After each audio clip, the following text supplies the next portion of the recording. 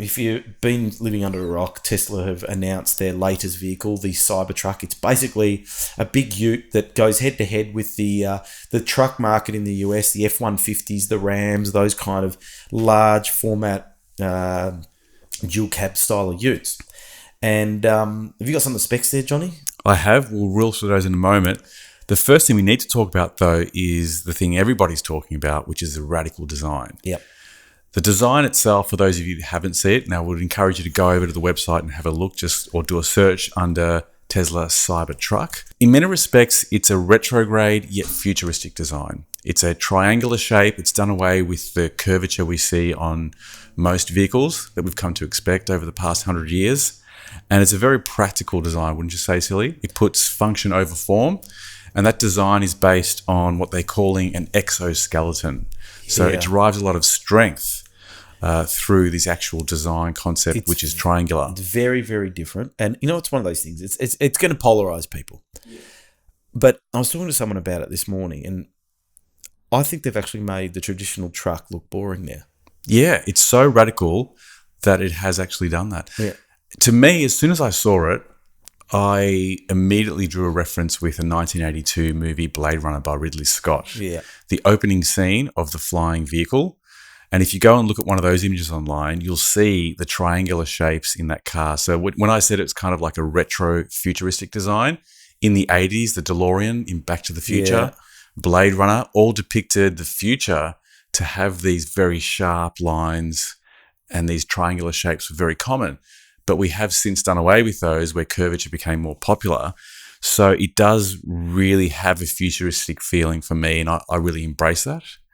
And I love the look of it. I actually do like the look of it as well. You know, it is very clean lines, but I think that there are people that are going to not like it, but once you see them driving around the street, you get used to it. Everybody will stop and look and go, what is that? It makes an impression. And I think what this will do is we'll start to really challenge people's design thinking. Like, look, when I see now a Ford Ranger up against a Cybertruck, I go, boring. Yeah. And I did do some research to see whether there's any other manufacturers looking at making electric trucks, like the Ute kind of thing, and they are. But it's the same platform, just with electric motor. Now, I saw one commentator say that this is a really smart move, that if Tesla were going to produce a truck, they had two options: make it look conventional, or redefine it. And what this guy was saying is that if they made something that looked the same as a Ford F-150, then the Ford guys would just stick with the Ford 150. Yeah. Right? Yep. You had to do something that was radically different to reposition. To reposition and appeal to a different market segment. Yeah. You're not a regular truck driver. You appreciate the utility of a ute, which is why you purchased your VW, but you're an inner city metrosexual. Relax. Don't give me that, Johnny. I'm not sure about metrosexual. I love having I'll get to it, Johnny. We'll go through the specs and stuff, and then I'll tell you why this is a winner for me. Okay. Yeah, we'll have a look at the specs shortly. On the issue of design, though, we'll just wrap it up on what I think about the design. You've accused me of being an Apple fanboy in the past. No, you are an Apple fanboy. Let's call me an Apple fanboy for the purpose of this. But you know what's funny, though? I've got an Apple computer sitting in front of me. You're now and the you've fanboy. Got a Surface. There you go. Surface in front of you. So we're changing roles, but I'm sitting at your desk. That's confusing. Why. True. It's all weird today. This must be the Apple desk. It must be. But when we look at what Apple actually did back in the early days of the iPhone, a lot of people back then criticized Apple for releasing a phone that had no keyboard. Yeah. Because BlackBerry was the most dominant player in the market. Never had one. So there was criticism at the time. Yeah. We didn't have one. We bypassed it. But we were ahead of our time, Johnny. That's why. True. We loved it. I embraced it straight away. But there was a lot of criticism at the time because of the radical design of the iPhone. Another example is the earbuds, the white earbuds. When they first came out, they actually do look quite odd at first glance. Johnny, I've got a pen. You've got them. Yeah. But you're accustomed to them now. We've seen them. I didn't buy them for the look. I bought them because of the practicality. I kept on hooking myself. I'd walk around the kitchen. I kept on hooking the cable and nearly strangling myself a few times. So I thought, this is doing my head in. I'm going to get exactly. So you chose them based on the utility, and that was the most important factor. I'm older and more practical, though. True, you are a practical kind of guy. So there's a couple of examples there just with the Apple product lineup. When they innovate, it's not always met with applause. There's some criticism for what they do when it's different to what everybody else is doing. And that's what's happening with the Cybertruck. It's clearly a different way of looking at vehicle design that puts the aerodynamics as a priority and the utility of it. Because, one of the main reasons, apart from the strength, is the gain in aerodynamics by having that triangular shape. And, we spoke about this offline earlier, that because of those sharp angles, they might have gone too far and not considered safety and regulation concerns. And most modern vehicles are designed not to be so strong and compact during an accident, so that they crumble and provide further protection. If you look at the interior of the Cybertruck, there's kind of weird marble. Did you notice that? Like marble. It's got the marble thing. Let me just quickly go through some of the options, right? Just at a high level. There's 3 options with the Cybertruck. There's a single motor, a dual motor, and a tri-motor. So the single motor will give you a 0 to 100 roughly, 0 to 60 miles per hour at 6.5 seconds, which is equivalent to a V6 Volkswagen Amarok, right, with the big V6 engine in it. You'll get a 250 plus mile range, and it's only rear-wheel drive because it's only got the one motor. Towing capacity is still a truckload. Have autopilot as standard, and that with trucks like this that are sort of more off, can be used off road. They always have approach angles and departure angles, so which basically relates to the hills you can get up and down and the dips you can get in and out of. And their specs are very good. The ground clearance is up to 16 inches, which is massive. If we go to the dual motor, same sort of specs, except now we've got 2 motors, we've got all-wheel drive, and we've got a 0 to 100 in around 4.5 seconds. Now that is faster than your Commodore V8. Right? So we're talking about some serious speed there that would outdrag most cars on the road as we see today. Yeah. But then if you want the all-out grunt, you go to the tri-motor all-wheel drive, and it'll do 0 to 100 in 2.9 seconds. That is supercar category. Porsche speeding territory right there. 100%. 2.9 is just absolutely massive. And it will tow something like 6.5 tons. Yeah. And again, it's got the standard autopilot, adaptive air suspension. So the suspension can be moved up and down. You can have a maximum ground clearance of up to 16 inches, which would outstrip most jacked up four-wheel drives for the hardcore four-wheel drivers. So what I see is a highly spec'd truck that provides sports car performance in a massive truck that can tow a lot. Even with the ground clearance and the adaptive air suspension, you can raise it and you can lower it. So, for example, if you're driving the highway, you can lower it, which will improve your efficiency. Yeah. So, and if you need to go off-road it's a bit like the old Citrons. Remember the Citrons from the 70s? They were cool. That was super cool. Years ago, we hired one in Europe, my family, and we drove around, and that was beautiful. We jacked it up to get out of snow once. It was great. Very practical. The other thing about them is that they have the 120 and 240 volt outlets that can be used to supply power tools with electric supplies. So they also have an air compressor. Yes. Because they're using a compressor to jack the suspension up, they've got an outlet where you can plug in, if you want to pump up your tyres, you can do it straight from the truck. It is, to me, it's just a phenomenal work of art. And do you want me to tell you why I'd buy one? Why would you buy one? Okay. Having owned a ute now for 6 or 7 years, they're very, very good. And when you're travelling away, you need to carry things. And I'm in that position. I've got a house up in the country that the family goes on holidays to and skiing and things like that. Yeah. And it's excellent for that. They are terrible value for money to buy because you're basically buying the form factor and you're paying a bit extra.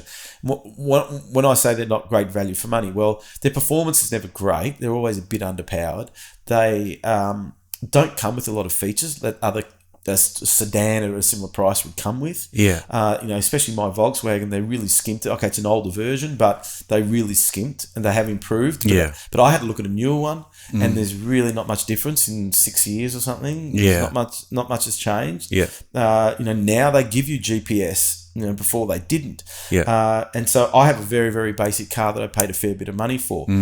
And the downfalls of it, is the performance of the car. You'd like a bit more power for driving on the highways. It's very capable off-road, but I hardly ever drive off-road. I would like to have some more carrying capacity, which sounds funny because people think a ute should carry heaps. But when you actually have a look at a lot of the utes that are on the market, their trays are quite small. The Volkswagen is actually the biggest on the market. It's higher and it's wider and it's longer. Yeah. And that height makes a difference, actually, in what you can carry in it, because often, you've got something that might be a bit higher. And when I mean height, like I've got a cover over my tray area. Yeah. Which I think is necessary to have to lock things in and that kind of thing for safety. And so you have a limit to how high you can go because it's a hard cover. So taking all that into consideration, and then you've got the fuel economy issue with a lot of them. Mine's not too bad, but still it will guzzle fuel if you push it a lot. So they're not extremely great value for money. Why I would buy a Cybertruck is it solves all the problems that a traditional large format truck has got. The Cybertruck is big. It's bigger than a Volkswagen Amarok. It's probably a foot longer than an Amarok, and it's probably slightly wider, and the Amarok is a pretty big car already. Even though after driving it for so long, I'm just used to the size. Yeah. So it's really going head-to-head with their Ford F-150 kind of style of trucks that they have in the US, which is bigger. So now, though, you get better performance, so you've overcome the performance issue. The mileage of the tri-motor is 800 kilometres. Yeah. That's just as good as my car. So now we're getting up there with the mileage. That's not a problem for going into the country and doing a long trip. You can almost get from Melbourne to Sydney on one charge. Yeah. You probably have to top it up for 20 minutes somewhere, then you'll get to your destination in Sydney, no problem. You've got a 6-foot tray. The tray is really big. Yeah. Now, my car to load in the back, it's painful. The other thing about the Tesla is that it has an integrated ramp. Yes. So that if you do have, they demonstrated the quad bike, which you can purchase separately, I believe. We should get one of those. And they can just drive right up into the exactly. tray. I'd love to. I want to get a dirt bike. Yeah. If someone's get a quad bike. Quad bikes are dangerous, Johnny. Why are they dangerous? 4 wheels should be better. No. No. They tip over. When they do they? Over, they're not. They look really cool, They've though. had more crashes with that. They're trying to ban them, kind of. They want to put rollover protection on them. Right. That'll make them less fun, though. But that idea that now you've got this airbag suspension, you can drop the rear of the car 4 inches to load things in the back of the car. Because the thing is with these utes is that when you push things in and you've loaded the car up and you've pushed it right forward in the tray, you can't reach it. Yeah. And so how do you get in there to pull things out? I get my kids to jump in there and go, can you go and pull the bags forward and stuff like that? So now they've eased that problem. Yeah. All right. Solve a lot of problems. You can carry 6 people. You've got plenty of space. Yeah. I don't like the dashboard, the marble dashboard. Yeah. I think that potentially could change, but I don't know. I found it was really weird that it was so angular in design as well. I didn't really love it. I think about sitting in it and driving it. Will it feel like a golf cart? Yeah. You know, it's so basic. You don't have a dashboard in front of you, and I like having a dashboard so I can see what's going on. You're going to have this 17-inch monitor sitting in the middle where everybody will be staring at it and going, "You're speeding, you're speeding, you're speeding." Yeah. But the interior is better. The interior, you've got the big glass roof. Yeah. You've got the retractable angular rear that covers the tray in the back. Yeah. Now, that is excellent because now what happens is you've got more usable space in the tray because it's on an angle. The tray, like the lid is higher and you've closed that gap that you were losing, which means you can actually load more things in the back. Yeah.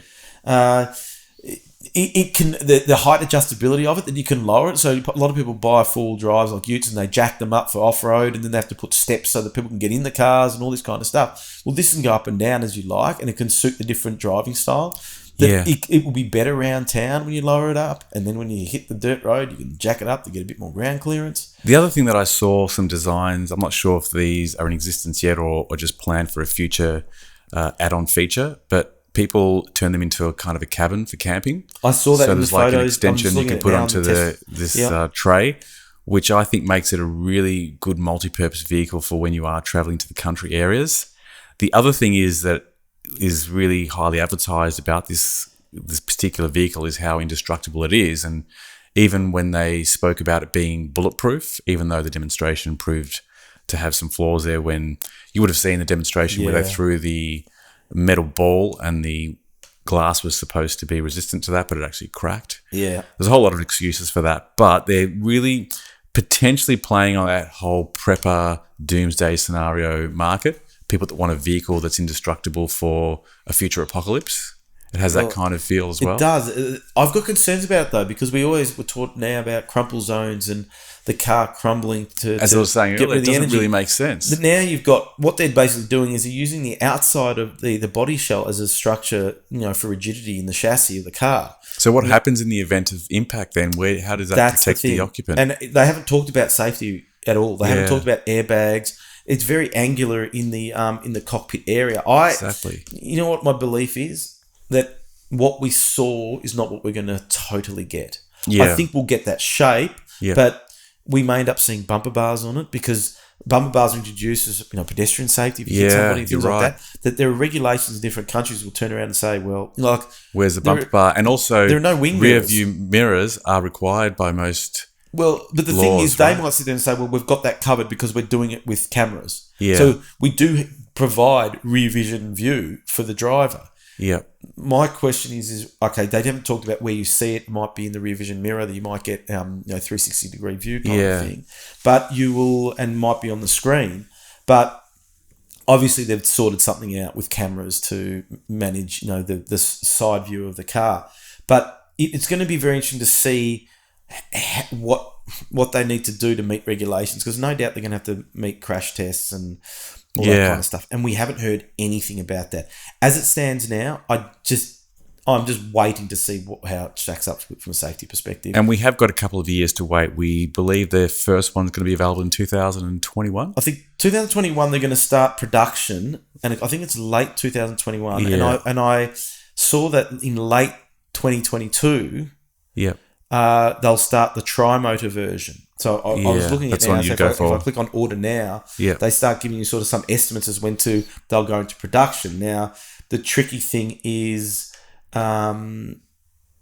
whether in Australia they'll lag behind, no doubt. Yeah. And price in Australia, we spoke about the price. They're going to start at around $40,000 US. Yeah. For single motor, and then I think 60 for dual, and it was up to 80 or so for the tri-motor. The prices were really quite competitive for what you're getting, and compared to traditional trucks as well. Yeah. But in Australia, it might be a little bit different. It's going to be different. Yeah. And I watched a video of a guy who basically did a comparison based on previous Tesla models and added on the taxes and all that kind of stuff. And we're looking at probably a base model at around $70,000. Yeah. The next model around $90,000. So it's a fair bit higher than a bit over $100 for the top of the range. But still, people are buying Land Cruisers, Johnny, to tow caravans. Yeah. And they're paying $110,000 plus for There's a the Land Audi Cruiser. Q7, the BMW. Yep. X5 and X6, they're well above 150. And what you're getting in the Cybertruck is the future. Yep. You're getting range. If you buy the tri-motor, none of those vehicles that you just mentioned could match the performance of the Tesla. Yep. Nothing. And then the other thing is, though, Johnny, which I think people forget, I started looking at maintenance of a Tesla. And their recommendation is, look, you don't need to do a lot of servicing because there's no oil changes or air filters or petrol filters and things like that. Yeah. All you need to do is check the brakes every couple of years and the fluid in the brakes and all that kind of stuff. Even though they said that you don't use the brake pads as much because there's regenerative braking, so that the motors actually help slow the car down so you don't wear out the brakes as much. You might change the filter in the air conditioning. Yeah. But besides that, there's not a lot to maintain. It's true, but I read some reports doing some comparisons between the cost of ownership against a Tesla and a standard car, various cars, and it wasn't the cheapest car to own by far. No, they factored in. It's the purchase price that's the problem. Yeah. That's blowing out the figures. The ongoing maintenance costs of Tesla starts to catch up because you're not paying for the servicing, you're not paying for the fuel costs. It's cheaper to charge it than use petrol. But it's the cost, the initial purchase price, which is the problem that is affecting the figures. And that is always going to be the problem. The interesting thing is we're all still waiting to see what the mainstream car manufacturers bring out from electric vehicles. Yeah. If, Hyundai and Kia bring out cars that are full electric, but they're very low spec and they're expensive. So you're paying, $60,000 for something, a car that in petrol form is worth $25,000. Yeah.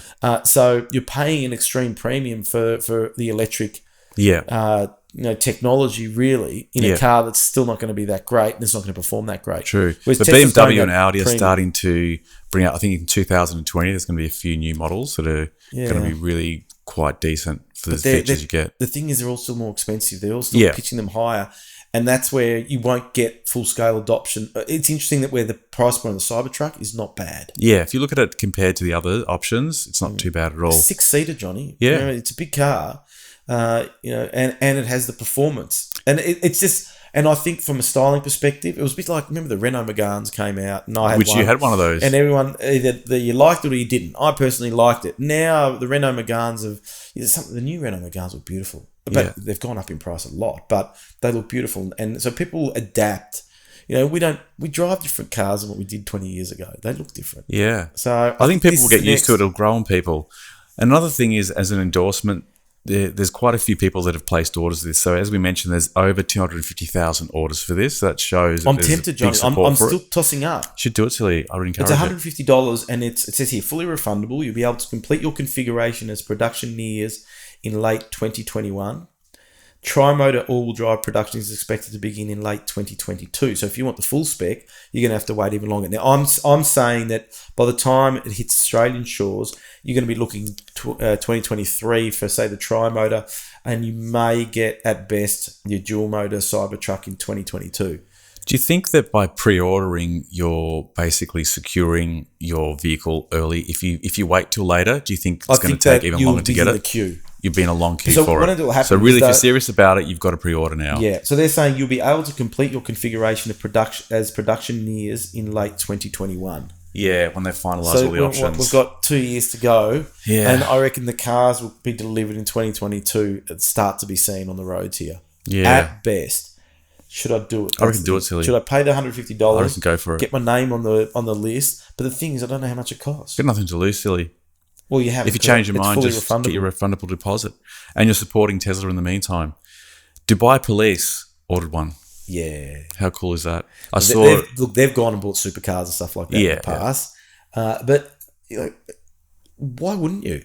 If you were in the market for a ute and you could afford to do it, why wouldn't you do it? Because as my summary of it is this model solves all the problems of a traditional ute. Yeah. If you buy an F-150 or a Ram, like you buy a Ram, which you can buy in Australia. What's a Ram? It's a massive truck. Yeah. And people buy them primarily for towing. Yeah. Towing big race cars or big caravans and things like that. This could replace that. You're paying over $100,000 for a car that guzzles petrol. Yeah. Like they are horrendous on petrol consumption.